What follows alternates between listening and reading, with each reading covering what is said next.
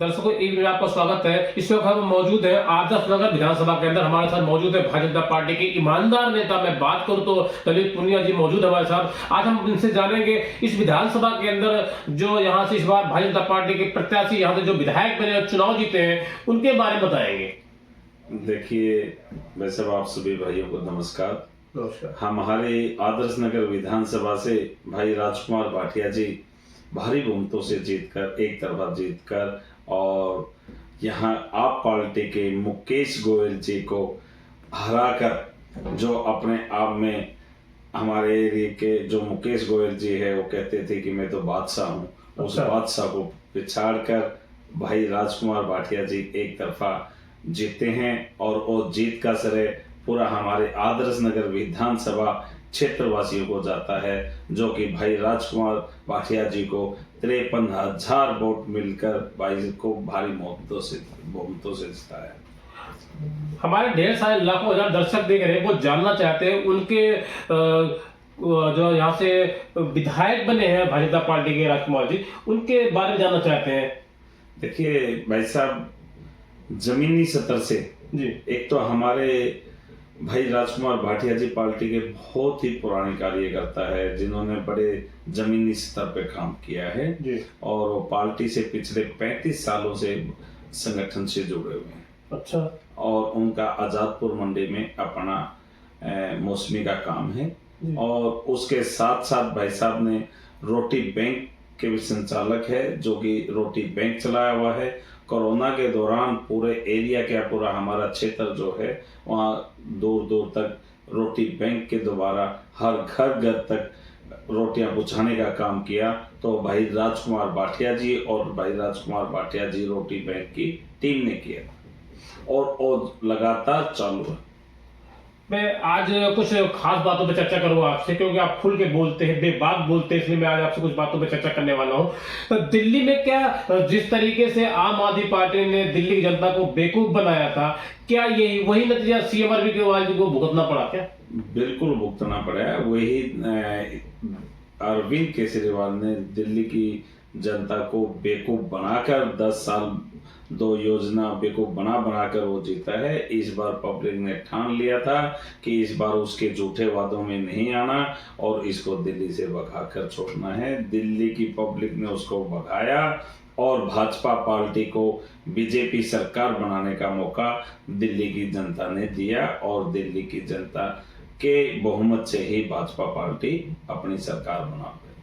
तो मैं अगर आज बात करूं तो दिल्ली की, तो दिल्ली में अगर हम बात करें तो कूड़े का पहाड़ बहुत बड़ा है। आम आदमी पार्टी ने कहा जो खत्म करने के लिए आज तक खत्म नहीं किया। आपने देखा होगा पिछले हमारी बहन रेखा गुप्ता जी सीएम बनते साथ के फर्स्ट वीक के अंदर ही करनाल बाईपास पे जो कूड़े का पहाड़ है वहां पर आप जाकर देखिए, ग्रीन बनी हुई है, दिन रात काम चालू है और आने वाले कुछ ही टाइम में ये पहाड़ आपको दिल्ली के किसी भी कॉर्नर में दिखाई नहीं देंगे। तो दर्शकों, इस वक्त मैं आपको तस्वीर दिखा रहा हूँ। हमारे साथ मौजूद है भारतीय जनता पार्टी के ललित पुनिया जी मौजूद है। इन्होंने साफ साफ बताया और इन्होंने भारतीय जनता पार्टी की मैं अगर बात करूं तो तन मन धन से ये पार्टी के लिए काम कर रहे हैं। और इन्होंने रेखा गुप्ता जी की जमकर तारीफ की। कैमरामैन में शाहिद के साथ दिल्ली शुरू से ही मन बना दिया था कि इस आपदा को दिल्ली से बाहर भगाकर छोड़ना है।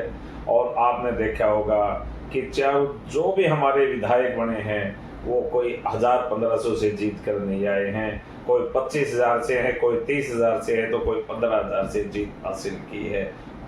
ललित पुनिया जी, मेरा आपसे एक सवाल था। जिस तरीके से मैं अगर बात करूं, देश के प्रधानमंत्री नरेंद्र मोदी जी ने देश में एक नाम रोशन किया है। हिंदुस्तान का नाम जो है वो दुनिया में आज लोग जानते हैं कि हिंदुस्तान जो पहले था वो हिंदुस्तान नहीं, अब नया हिंदुस्तान बन गया है। जिस तरीके से मोदी जी ने कहा था अब नहीं सहेंगे, बदल कर रहेंगे, तो किस तरीके से आप लोगों ने जमीनी स्तर पर काम किया?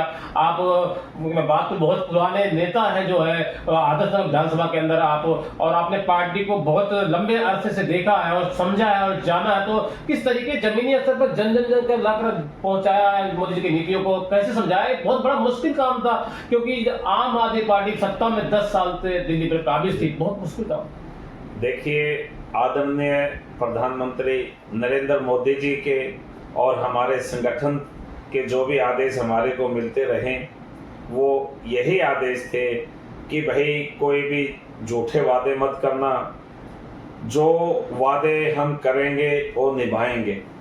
और मोदी जी ने जो आज तक जो बोला है पूरे हिंदुस्तान में वो करके दिखाया है जी। आपने देखा होगा पिछले कई सालों से नरेंद्र मोदी जी ने आयुष्मान योजना यहाँ पर लेके आए और लागू किसने नहीं होने दी? केजरीवाल सरकार ने लागू नहीं होने दी।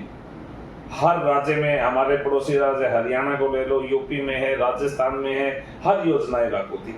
लेकिन जहां पर कांग्रेस की जहां सीएम था, कांग्रेस की सरकार थी, उसी राज्य में हमारी योजनाएं लागू नहीं होने दी इन सरकारों ने। अच्छा। आप वेस्ट बंगाल से ले लें या आप दिल्ली से ले लें, अब हम आदरणीय नरेंद्र मोदी जी ने जो हमारे को योजनाएं दी थी, आज हम बराबर अपने कार्यकर्ताओं के पास जा रहे हैं और उन योजनाएं अभी लागू हो जाएंगी।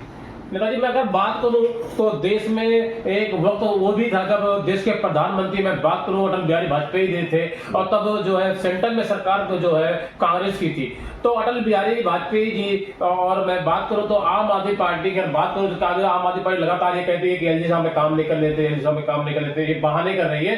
क्योंकि सेंटर में एक बार मैं बात करूं तो भारतीय जनता पार्टी की पूर्ण बहुमत की सरकार थी और कांग्रेस सरकार अन्य राज्यों में थी, फिर भी कांग्रेस ने जो है बात की एलजी साहब से, और काम के लिए जो भी फंड उन्होंने मांगा, भारतीय जनता पार्टी के, मैं बात करूं देश के प्रधानमंत्री अटल बिहारी वाजपेयी ने फंड दिया। तो आम आदमी पार्टी का लोग बहका नहीं रही है। देखिए ये सब इनके संबंध नहीं अच्छे हैं। ये देखिए, मैं आपको बता रहा था पहले भी, इन्होंने झूठ की राजनीति की है दिल्ली में जी। एलजी साहब किसी पार्टी रखता नहीं है कि वो भाजपा पार्टी को ही फंड दे रहे हैं और आम आदमी को नहीं दे रहे हैं। एलजी जी के लिए दोनों पार्टियां बराबर है, आप भी वही है और भाजपा भी वो। उन्होंने कभी भी कोई भी फंड रिलीज करने के लिए किसी चीज की कोई कमी नहीं छोड़ी।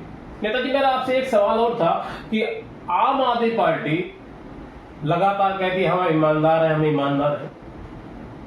आम आदमी पार्टी ने, आपने देखा होगा लोकसभा चुनाव के अंदर आम आदमी पार्टी ने यह कहा था कि दिल्ली की महिलाओं को 1000 रुपए दिया जाएगा, लेकिन 1000 रुपए मैं बात करूं तो आज तक नहीं दिया गया। अगर मैं बात करूं पंजाब की, तो पंजाब में आम आदमी पार्टी की पूर्ण बहुमत की 3 साल से सरकार है, वहां भी किसी को नहीं 1 रुपया दिया गया। तो क्या झूठी राजनीति नहीं कर रही? झूठी राजनीति, ये बात मैं आपको पहले बता चुका हूँ, ये झूठी राजनीति करते हैं। दिल्ली में आपने पिछले 10 सालों से देखा कि इन्होंने सिर्फ झूठी राजनीति के सिवा कुछ नहीं किया। और पिछले टाइम में पंजाब में आज से 2-3 साल पहले सरकार बनी और पंजाब में भी इन्होंने वादा किया सभी बहनों को कि हम हर महिला को 1000 रुपए हर महीने देंगे। और उसके बाद हमारे दिल्ली चुनाव में इन्होंने वादा किया कि हर महिला को हम 2100 रुपए देंगे। जब मैं बात करूं, जब इनकी सरकार 10 साल से दिल्ली के अंदर में थी, पूर्ण बहुमत सरकार थी, तब इन्होंने 21 रुपए क्यों नहीं दिया? अब लॉलीपॉप क्यों दिया जा रहा है?